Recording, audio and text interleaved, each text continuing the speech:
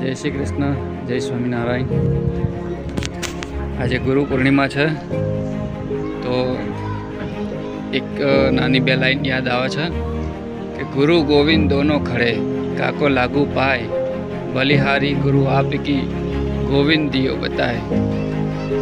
गुरु ए આપણને ખાલી રસ્તો જ નથી બતાવતા, પણ ગુરુ એ આપણા માટે રસ્તો બનાવે છે।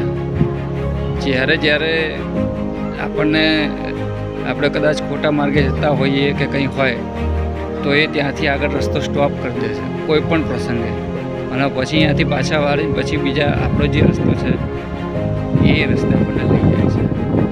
તો એક પ્રસંગ નાનો કહું કે જ્યારે મારે અહીંયા આવવાનું હતું પોર્ટુગલ, તો મને ખબર નથી કે હું સ્વામિનારાયણમાં માનું છું, મારા ગુરુ છે હરિપ્રબોધ સ્વામી મહારાજ, તો એ મારા ઘરે આવશે એવી મને ખબર નથી એમ।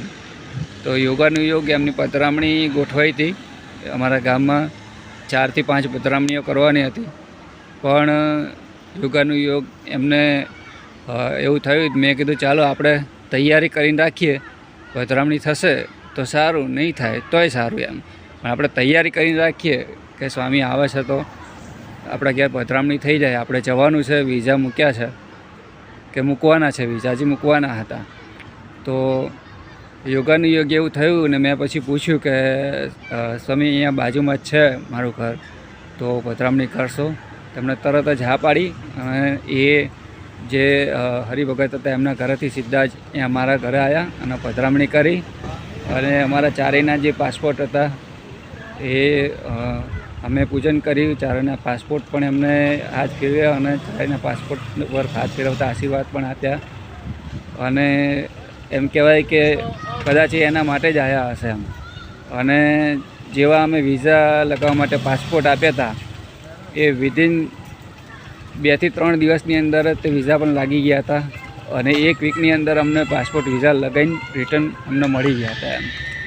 તો એટલે જ કહેવાય છે કે ગુરુની જીવનમાં અનિવાર્યતા છે। આ એક નાનો પ્રસંગ મારા જીવનનો, એટલે મેં લાવો શેર કરીએ એમ। તો ગુરુ પૂર્ણિમાની આપ સૌને હાર્દિક શુભકામનાઓ। જય હિન્દ, જય ભારત, જય સ્વામિનારાયણ, જય શ્રી કૃષ્ણ।